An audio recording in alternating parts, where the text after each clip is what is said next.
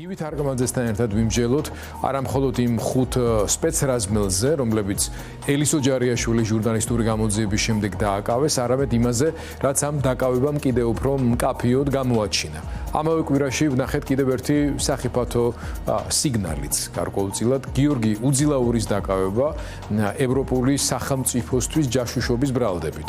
ადამიანის, რომელიც წლების განმავლობაში თავად ივანიშვილის გარემოცვასთან და ქართულთან იყო დაკავშირებული, ჯერ რუსეთის აგენტის საქმე იყო ალიბისთვის, ახლა კი ევროპული ქვეყნის ჯაშუშის საქმე. წელიწად ნახევარი ვერ ადგენდნენ ადამიანებს, რომლებიც კამერების წინ სცემდნენ ჟურნალისტებს, პოლიტიკოსებს, აქციის მონაწილეებს და უცებ, როცა დამნაშავეთა მაიდენტიფიცირებელი ფაქტები ფორმულაზე ელისო ჯარიაშვილის მიერ საჯაროდ დაიდო, პროკურატურამ საზეიმოდ გვამცნო, რომ დამნაშავეები ვიპოვეთ. რა არის ის, რასაც ახლა ვუყურებთ? რეალური გამოძიების დაწყება და მიმდინარეობა თუ თვითგადარჩენის ოპერაცია. 5 ნიღბიანი სპეცრაზმელი მართლა კერძო ინიციატივით მოქმედებდა, ისინი თავად წყვეტდნენ, ვის უნდა დასხმოდნენ თავს, ვის სცემდნენ სასიკვდილოდ, ვის დაამცირებდნენ პოლიციის მანქანებში, თუ ეს იყო სისტემური ძალადობა, რომელსაც ყავდა, რა თქმა უნდა, პოლიტიკური დამკვეთი, ბრძანების გამცემი და შემსრულებელი მთელი ჯაჭვი იყო ეს. და თუ გურამ როგავა, ზვიად მაისაშვილისა და ლევან ხაბეიშვილის თემაში მონაწილეები დღეს დააკავეს, მაშინ სად არის პასუხისმგებლობა მაშინდელი შინაგან საქმეთა მინისტრის, ვახტანგ გომელაურის, გედედეს მაშინდელი უფროსის, ზვიად ხარაზიშვილის და იმ პოლიტიკური ცენტრის, რომელმაც ეს ძალადობა დააკანონა, მათ შორის ეგრეთ წოდებულ პარლამენტში თუ ეგრეთ წოდებული პრეზიდენტის ადმინისტრაციაში, რომელიც შემდეგ ამად აჯილდოებდა. წაახალისა და შემდეგ ჩინმედლებითაც დააჯილდოვა. დღევანდელი კითხვა მხოლოდ სამართლებრივი, რა თქმა უნდა, აღარ არის. საკითხავია, რა მაიძულა ივანიშვილი ამ ტაქტიკურ უკან დახევაზე, რა ბზარები გააჩინა ამან თვითონ სისტემის შიგნით და როგორ უნდა ვიმუშაოთ მედიამ, ოპოზიციამ, სამოქალაქო სექტორმა, ისე რომ ეს ნაბიჯი გამოძიებად კი არა, რეჟიმის რეალური პასუხისმგებლობის დასაწყისად იქცეს. მივესალმები გივი გარგამაძეს, პარლამენტის თავდაცვისა და უსაფრთხოების კომიტეტის ყოფილ ხელმძღვანელს, თავმჯდომარეს. გივი, გამარჯობა. მადლობა, რომ ჩვენთან ერთად ხარ. დარწმუნებული ვარ, რომ მადლობა მოწვევისთვის. სისტემიდან გარკვეული ინფორმაციები გაქვს იმასთან დაკავშირებით, რა რეაქციაც მოყვა აი ამ ეგრეთ წოდებული სპეცრაზმელების დაკავებას. პირველი მაინტერესებს, როგორია შენი ვერსია, საერთოდ რატომ მოხდა ეს ყველაფერი და მეორე საინტერესოა, რა რეაქციები არის თავად სისტემის შიგნით და რაზე მეტყველებს ეს ზოგადად ივანიშვილის მიერ შექმნილი მოდელის მუშაობაში? ანუ პირველ რიგში, რა თქმა უნდა, ეს არ იყო, თქვათ, ეს მხოლოდ ამ დღეების შედეგი, ხო, რაღაც პერიოდი უკვე აქეთკენ მიდიოდა საქმე, იმიტომ რომ რამდენიმე თვეა უკვე მეც ვიძახდი, რომ ეს სავარაუდო არის ესეთი განვითარება, იმიტომ რომ აი მას შემდეგ რაც დაიდო ის დასკვნა უთოსი, ახსოვთ, გამოიკვეთა ის მიმართულებები, რისიც ეშინია ძალიან, ხო, ეს არის პირველ რიგში ეს გაზით მოწამვლის ამბავი და მეორე წამება. ანუ როგორც კი გაჩნდა წამების დაფიქსირების მაღალი ალბათობა, მაშინვე დაიწყეს ლაპარაკი გადაცდომებზე. ანუ გამოხატეს, რომ მზად არიან რაღაცა უფრო დაბალი რეესტრის დანაშაული დააფიქსირონ, ოღონდ წამება არ დაუფიქსირდეთ. რატო ეშინიათ ამ შემთხვევაში ხო ერთისაც და მეორესიც განსაკუთრებით, ну გარდა იმისა, რომ ბრიტანული სანქციები გააქტიურდა და სავარაუდოა, რომ განვითარდება. აღარ არის ურბანი და სავარაუდოა, რომ ევროპული ერთიანი სანქციებიც მოყვება. ეს რა თქმა უნდა არის ერთ-ერთი მთავარი გამომწვევი ამ ყველაფრის, მაგრამ გარდა ამისა კიდე არის აი ეს ჰააგის გამოძიება უკვე დაწყებული ოფიციალურად ლუკაშენკოს წინააღმდეგ, რაც გლუვისთვის მოწმობს, რომ მასზეც სრულიად თავისუფლად შეიძლება ასეთი გამოძიება დაიწყოს. ამიტომ ეს ყველაფერი ერთად ალბათ უკვე გახდა იმის საწინდარი, რომ დაიწყოს ზებნა ვინ უნდა გაეწირათ. მე ვიძახდი ამ თვეების მანძილზე ასევე, რომ და ეხლა ამაში კიდევ უფრო დარწმუნებული ვარ, რომ იმის და მიხედვით, ანუ აი სარკისებურად პირდაპირ ზეწოლის და მიხედვით გამწირავები არიან ალბათ საბოლოო ჯამში როგორც ხარაზიშვილის, ასევე გომელაურისაც. ну, პრინციპში რო ვთქვათ, ხო, ეხლა მათ რაღა იცავთ, მხოლოდ ნებაზეა, ანუ ეს შემსრულებლები თუ დაკავებულები არიან და სასჯელს მიიღებენ, ეხლა რამდენიც გინდა იძახონ, რომ მათ ესეთი ბრძანებები არ მიუღიათ, გასაგებია რომ მიუღიათ, ხო და ჯერ ერთი ნახეთ ახლა ეს ყველაფერი ჩვენ ყველამ, ამიტომ მხოლოდ ნებაზეა და ესე ერთ წამში შეიძლება დაიჭირონ ორივე ძალიან თავისუფლად და მართლა ძალიან ნადირად შეიძლება მაგამდე მივიდეს. ამიტომ რა თქმა უნდა დააჩქარა პროცესი კიდევ რამდენიმე რაღაცამ და ეს იყო რა თქმა უნდა გამოძიება ელისო ჯარიაშვილის და თქვენი არხის და იდენტიფიცირება უკვე კონკრეტულად ადამიანის და კიდე მეორე ფაქტორი ჩემი აზრით, იმიტომ რომ სიჩქარე მეტყველებდა ამაზე, იყო სახელმწიფო დეპარტამენტის წარმომადგენლის ვიზიტი და რაღაც ძალიან უნდათ რომ მოესწროთ ამ ვიზიტამდე ამის გაკეთება თავისი მოკლეჭკუით რომ ფიქრობენ რომ აი ესეთი თქვათ თვალშისაცემი манипуляცია შეიძლება მიყიდონ ვიღაცას როგორც განხორციელებული მართლმსაჯულება, რა თქმა უნდა არ შეიძლება, მაგრამ ნუ ეს ცადეს ესე რომ ვთქვათ, რამაც რატო ამბობ, იმიტომ რომ ზუსტად შეიძლება გამოსული ინფორმაციით, სწორედ სიუჟეტის გასვლის შემდეგ პრაქტიკულად იმ ღამესვე ძალიან აქტიური მოღვაწეობა გაჩაღდა, ასე რომ ვთქვათ, ეს ხალხი მიიყვანეს ღამის 3 საათზე ჩემი ინფორმაციით შინაგან საქმეთა სამინისტროში, თავად მინისტრად ნიქსუსის წარმომადგენლებიც იყვნენ და მიდიოდა, ასე ვთქვათ, თხოვნა დამუშავება, ну როგორც ეწოლაც, რომ აი კონკრეტულად თქვი რომ შენ იყავი და თქვათ აქ იქნება ფინანსური ანაზღაურებაც და იქნება გარანტია მალე გამოშვების, ესე რომ ვთქვათ, ერთ წელზე იყო ლაპარაკი მაქსიმუმ რამდენადაც მე ვიცი. ოღონდ ესეც ხომ მნიშვნელოვანია ხა, როცა ადამიანებს, რომლებსაც შეპირდნენ, რომ თქვენ ვერავინ ვერასდროს ვერ დაგაიდენტიფიცირებთ და არავინ არასდროს არ მოგიყარებათ, დააიდენტიფიცირეს, ეკარებიან. ეხლა იმან როგორ უნდა დაუჯეროს იმაზე სიტყვაზე, რომ შეწყალებით გამოუშვებენ ერთ წელიწადში, ხო, თუ თვითონ რაღაც მუხს ვერ მოიგონებენ ისეც, რომელიც ავტომატურად გამოაგდებს ერთ წლის მერე გარეთ, ხო? უბრალოდ ისევ ამატკეთებნებას ვინ მეყვება ახლა ლოგიკურად რომ ვიმჟელოთ, ხო, ყველაფერში გაწირეს.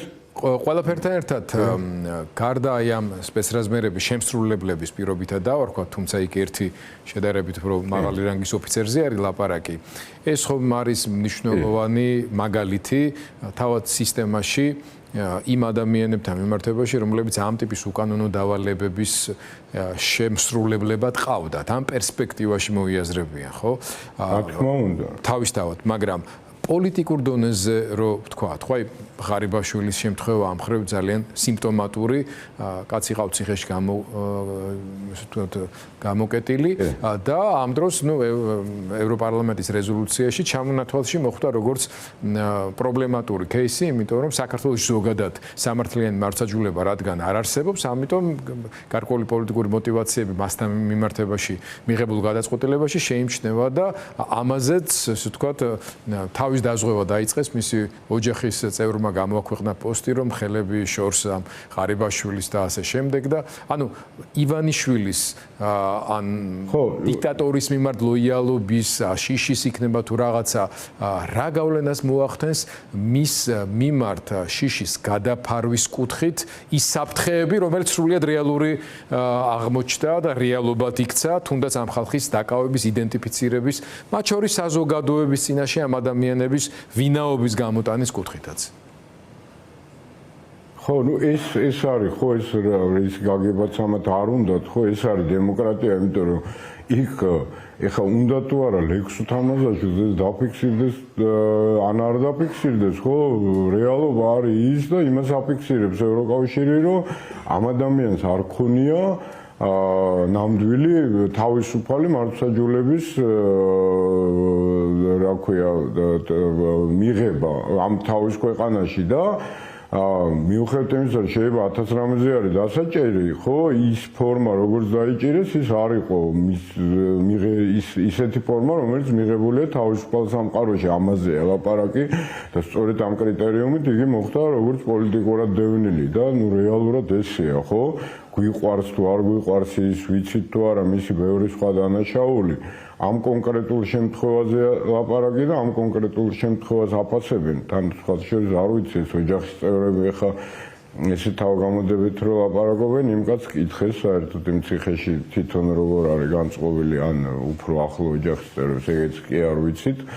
ეხლა და რა თქმა უნდა ეს წებაა მთელი, ხო? ეხლა აქაც კიდე ბოლომდე რომ დავამთავრო, აი როგორ დგება ეს საქმეები, აქაც შეიძლება ეგრე ამობრუნდეს, იმიტომ რომ სულ არა ვარ დარწმუნებული, რომ ეს ეხლა დაკავებული სპეცნაზელები არიან ზუსტად თავის დანაშაულებზე რა დაკავებულები, იმიტომ რომ ზოგადად კი ესენი ყველა ჩადიოდნენ დანაშაულს, იმიტომ რომ ეს არის ძირითადად სწორედ იმ დარბეების სამმართველოს ხალხი, ხელმძღვანელებიც ერთ-ერთი და რა თქმა უნდა უამრავი დანაშაული აქვს ჩადენილი და არა ის ერთეულოვანი როგორც ეხლა მოყავთ, ხო? მაგრამ შეიძლება არ არის ის, აი კიდევ ამბობ, რომ გავყოთ 5 კაცია, ხო? ორი ადამიანი თუ თქვენ და ყურადღებით ნახეთ, მანამდე არის სხვა საქმეზე დაჭერილი. უკვე დაკავებული უკვე და კიდე წინასწარიც აქვს ახვეწ ღონისძიებას მიიღილი აქვს პატიმრობა. აი რა საქმეა ეს და აქედან უფრო მივხვდებით როგორ მუშაობენ, ხო? ეს არის უბილავას ცემა, ანუ სინჯიკაშვილის ერთ-ერთი მარბიელის ცემა. ანუ ხარაზიშვილის ანგარიშტორება, იმიტომ რომ მასშვილის დაპირისპირების, შიდა დაპირისპირებების გამოვლენა და ერთ-ერთი ეპიზოდია რა, ანუ და ბარემ ამასაც შევტენით მივაყოლეთ. არა, ხო და აი რატო დაიჭირეს საერთოდ ეგ უფრო საინტერესოა, ხო?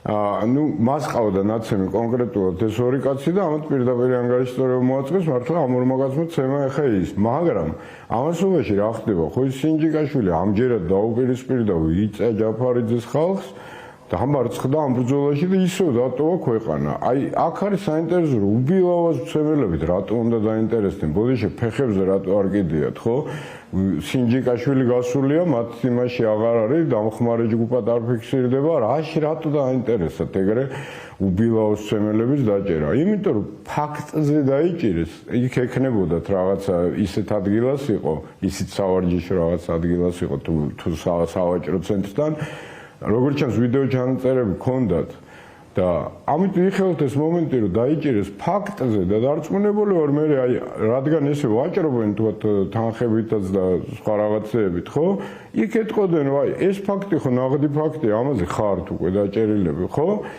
ეხა მოდი იქითაც აღიარეთ რაღაცეები და აქაც დაგიკლებთ იქაც დაგიკლებთ და იმ გარანტიებს აქაც მოგცემთ იქაც მოგცემთ ანუ გაიადვილეს ვაჭრობა ესე რომ ვთქვა ეხა ის სამი კაციც ვინც დარჩა ხო არ შეიძლება უბრალოდ გადაწყვიტეს რომ უღირთ რა იქ რა ვიცი 100,000-ზე თუ 200,000-ზე იყო ლაპარაკი და ერთ წელიწადში ეგება და მართლა გავამეშვან და მოდი მე ავიღებ ამ კონკრეტულ დანაშაულს თორე კიდე ერთხელ მათ ყველას აქვს დანაშაული ჩადენილი ეხლა იმაზე რომ ესე აწყობილი საქმეა ხო ნუ რა თქმა უნდა მაგას ლაპარაკი მართლა ჩვენ ხო არ გვჯერა სინამდვილეში რომ რა ქვია ეხლა იპოვეს რაღაც კითხებულება ეგრე არ არსებობს ხო და თან ქლიანი კინო გვაქვს ნანახი ყველას თავის ხარაზიშვილიანად და ეხლა რამდენი წამი დაიწყო ბრძანებებსაც აძლევდა პირდაპირ ღიად და თვითონ მონაწილეობდა საერთოდ ამის პირდაპირ მტკიცებულებები არის მათ შორის ჩვენი პირდაპირ ეთერები პირდაპირ ვიდეო მტკიცებულებებიც არის ყველაფერი არის საერთოდ ხო დავედო კივი ბოლოს რაც მინდა კითხო თანაც კიდე ნიშნავანი რა არის ეს ხალხი აი რატო აღარ აეწყობა ეს ჩემი აზრით მაგალითად გომელაური არ დაიჭირა თავიდან იმიტომ რომ მაინც სადღაც კონჭულში ქონდა იმ თავის ნახევარი ნაოჭის რომ აი და ქუჩა თუ ისე ატრიალდა ну იქნებ თავიდან ავაწყო ისევ ეს ხარება და ეს ჯგუფი ძალიან თუ დამჭირდა იმიტომ რომ ეხა ვინც ყავს ხო ეს იმდენად ბევრად სუსტია მაგ მიმართულებით რომ მაგე არ ეიმედება ესე რომ ვთქვა მაგრამ ეხა უკვე დამთავრებულია ეს ამბავი ხო ეხა უკვე ზუსტად იცით რომ მაგ ჯგუფს ეს ვეღარ აწყობს ნამდვილად და მაგიდან კი არა საერთოდ არავინ არ საიდან აღარენდობა აცი თანაც ეს ხალხი მიუშვეს ეს ხარება ჯგუფის უდიდესი ნაწილი ეხა იყო კრიმინალების დაცვაში მანდაც კომბინირებულად როგორ არის ესე იგი სახელმწიფო უსაფრთხოების სამსახურის ამას პასუხისმგებლობით გეუბნები წარმომადგენლები დადიან და ეძებენ სპეცნაზელებში დაცვას კრიმინალებისთვის რომლებიც ემსახურებიან ამ კოლ-ცენტრების ფულს პირდაპირ შეთავაზებებით 10,000 ხელფასი კიდე რაღაც ბონუსები და ასე შემდეგ თან ამ დაცვას აფორმებენ დაცვის პოლიციაში რომ იარაღის ტარების უფლება ქონდეს პლუს აი ესეთი კონგლომერატია საოცარი, ხო? მაგრამ ეს მე რღვევა აქვთ იმ სეგმენტშიც, თვითონ ამ კრიმინალურ სეგმენტშიც. ამიტომ ეს ვერ აკოწიწებენ. ჩემი აზრით თქვა დინარაძეს პირველი აინთო მაშინ, როდესაც მიხვდნენ, რომ ვერანაირი კრიმინალებით ვერ აკოწიწებს იგივენაირ ასე ვთქვათ სისტემას, როგორც ლილვაშვილს ჰქონდა დალაგებული აი ამ შავი ფულის მოვლის. და ნახეს, რომ ამაში ფიასკო განიცადა. იქიდან მოყოლებული უკვე დანარჩენი საბაბები იყო. ჩემი აზრით მისი გათავისუფლების. ოდნავ სხვა თემა მინდა შემოვიტანოს ამ დაგემშვიდობებით და საინტერესოა უძილაურთან მიმართებაში. ამას ხადია თავისი პოლიტიკური კონტექსტი ახლავს, იმიტომ რომ პირველად საქართველოს ისტორია შეიძლება ასე ითქვას, ევროპული სახელმწიფოს თვითჯაშუშობის გამო ვიღაცა დაიჭირეს და ბრალი წაუყენეს, რაც მნიშვნელოვანი მათ შორის პოლიტიკური მოვლენაა. მაგრამ რა ხდება უძილაურის თემასთან დაკავშირებით იმ ინფორმაციებზე დაყრდნობით, რაზეც ჩვენ ყველას ხელი მიგვიწვდება, ან შენ შეიძლება ფლობდე რაიმე სხვა წყაროს. სამწუხაროდ აი რაღაცა ისეთი კონკრეტული არა მაქვს, აი მხოლოდ ვარაუდები შემილია, ხო ვარაუდი, ნუ ეს იმდენად ორგანული ნაწილი იყო, ხო ამ ქართული ოცნების, სანამ ქართული ოცნება საერთოდ გაჩნდა მრავალი წლით ადრე შეგვიძლია ვთქვათ, რომ ის უკვე იყო ქართული ოცნება, ხო უძილაური მთელი თავის კარიერის მანძილზე იყო ესე რომ ვთქვათ შავბნელ მხარეს, ხო თავის ჟურნალისტობის პერიოდში მამა ბასილებიდან და ეგეთი რაღაცებიდან დაწყებული და შემდეგ უკვე ქართულ ოცნებაში იყო ძალიან ბუნებრივად ღარიბაშვილის, როგორც ესე ვთქვათ, შავბნელეთის პრინცის, ხო, ორგანული პრინცის ეს რეაქციული ნაწილი მასება არა, ხო და ეს ჩანს ეხაც რომ დარჩენო პატრონად აირია ეგ მონასტერი. შეიძლება ერთ-ერთი მომენტი ეს იყოს, რომ რახან ის ორგანულად იყო ამის ნაწილი ღარიბაშვილის აი იმ სამფლობელოსი, ხო, ან არც განაწყენებულზე რაღაცა თქვა კონკრეტულად გლუვზე, ან რაღაცა ესეთი და აი რაც შეეხება ფორმულირებას, ხო, იმაზე რა ქვია დასავლეთის ქვეყნის სასარგებლო ჯაშუშობა, ну ეს არ ვიცი, თითქოს გამოიყურება იქ რახან რუსები თქოს დააბალანსეს თუ რა ვიცი, ძალიან სასაცილო არის უძილაურის მაგიმითი რა ქვია გასამართლება. ზოგადად არ არის სასაცილო თვითონ ფაქტი, რა თქმა უნდა, ეს ფორმულირება სასაცილო ჩემთვის ყოველ შემთხვევაში არ ვიცი და ერთი მომენტი, აი ორ მომენტს მინდა კიდე გიორგი შეიძლება ხაზი გაუსვა, ხო? ზოგადად აი ხა ეს ვიზიტიც ეს სახელმწიფო დეპარტამენტის წარმომადგენლის. ну ესეც მეორე ჯერზე ხო მოგყიდეს, რომ აი რაღაცა დიადი ამბავი იქნება ამერიკასთან ურთიერთობაში.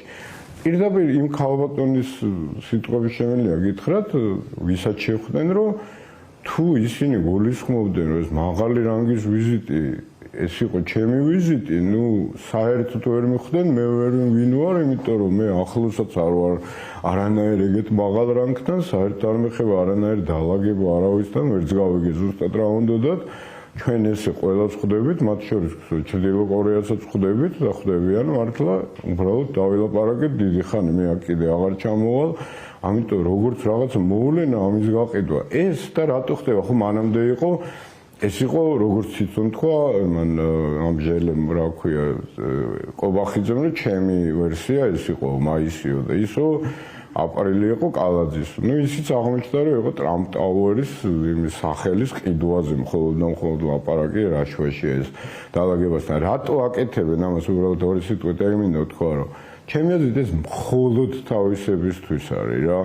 იმიტომ არც ერთი ჭუატყოფილი ადამიანი, არც მე, არც თქვენ არა, ამას არ დავიჯერებთ, რომ ეს რაღაც დალაგების ცდილობაა რეალური, ხო? იმიტომ რომ აი მართლა სადაც 20 წლის არჩევნები რო იყო, მაშინ ღრმა ინსაიდი გქონდა, ეგ თქვა ოცნებიდან რა. და რა განწყობა იყო რა, აი მაშინ ჯერ კიდე იძახდნენ, რომ ჩვენ ამბავს დაამთავრებს აუცილებლად ამერიკა. ეს ესე იქნება, ეს ვიცით ზუსტად, თუმცა დრო გვაქვს ჯერ. ჯერ გვაქვს დრო, ჯერ იქ ტრამპი არ იყო არჩეული, მერე კიდე რაღაცა იქნება და ამიტომ მანამდე აი ყველაფერს გიჟებივით გავაკეთებთ, ამ ფულს ყველანაირს ამოვიღებთ. არაფერს აღარ შევხედავთ რაღაც სიმთხილეს, აღარ გამოვიჩენთ უკვე, იმიტომ იმდენი გვაქვს დაშავებული, ამას მაინც არ გვაბატებენ, ბოლოს მაინც ამერიკა დაგვიმთავრებს. ეხლა მე მგონია, რომ ეს ყველაფერი ემსახურება იმას, რომ თავისიანებს უთხრან, რომ ჯერ ეს ბოლო არ არის. ანუ ის ბოლო არ დამდგარა ჯერ, როცა ამერიკა დაუმთავრებს, რომ აი ჩვენ კიდე რაღაცას ვცდილობთ და თუმცა აქვს მოლოდინი, რომ ამერიკა დაუმთავრებთ ესე. ეგ აქვთ, აი მე როგორც ვთქვი, აი ძალიან ღრმა ინსაიდი იყო, ძალიან ყოვლის მომცველი და აი ეს ქონდათ რომ რაღაცნაირად თანხმობა რა აუცილებლად ბოლო-ბოლო ეგრე დამთავრდება ეს ყველაფერი და ერთი მომენტიც არის კიდე ჩემი აზრით ჯერ კიდევ ალბათ არა და კლუბი თქვათ ამ შემთხვევაში მაინც ვერ ხედავს ბოლომდე რომ რუსეთი უკვე აგებს და დრო რაღაცნაირად გადაეწყოს და ალბათ ამერიკისაც ისე უყურებს ეხლა რომ ეგ რაღაც თავის პრობლემებშია ირანთან, თუმცა ბოლო რამდენიმე კვირის ვითარება უკრაინა-რუსეთს შორის ჩემი აზრით არის გარანტია იმისა, რომ გლუვიც კი დაინახავს იმ უზარმაზარ გარდატეხას, რომელიც ხდება. მოხდებაზეც აღარ არის უკვე ლაპარაკი, ხო? როგორც საომარ-ველზე. ისე პოლიტიკურ ჭრილში, ისე ნებისმიერ ჭრილში ხო ყველაფერს თავი დავანებოთ, ის რაც აღლუმზე უქნა დამართა ზელენსკიმ პუტინს მისთვის იყო როგორც შიგნითაც კი დამანგრეველი სერიოზულად ჩემი აზრით და მე პირადად დარწმუნებული ვარ გარდატეხა უკვე არის და ეს მხოლოდ გაღრმავდება და ამათაც მოვუწევთ ამის დანახვა ადრე თუ გვიან რა და რაც შეეხება იქ უბრალოდ ერთი თუ შემიძლია რომ მივმართოთ ძალოვანი სტრუქტურის წარმომადგენლებს რომ ну რა ვიცი ხა აქამდე შეიძლება არ გვისმენდით შეიძლება რაღაც არ გჯეროდოთ როცა გეუბნებოდით რომ აუცილებლად გადაგაგდებენ აუცილებლად გაგწირავენ ეხა ხო დაარწმუნდით რომ როგორც კი თავის საფრთხეს იგრძნობენ პირველ რიგში თქვენ გაგწირავენ და გწირავენ უკვე გაგწირეს და რომლები მოხდებით მან არც ერთმა არ იცით ხო ამიტომ იმედია ეგეთ საზღვრებას ხელს არავინ აღარ მოაწეს და არავინ აღარ ენდობა ეს მათ გარანტიებს და შემდეგ და იმას მიხვდებით რომ ის ფულიც ოხრად შეგრჩევათ რა უბრალოდ ამიტომ არ ღირს ამაზე წასვლა კიდე ერთხელ ვფიქრობ ყველასთვის ძალიან ნათელი მაგალითი არის ეს რაც ხდება ახლა. მადლობა გივი თარგამაძე.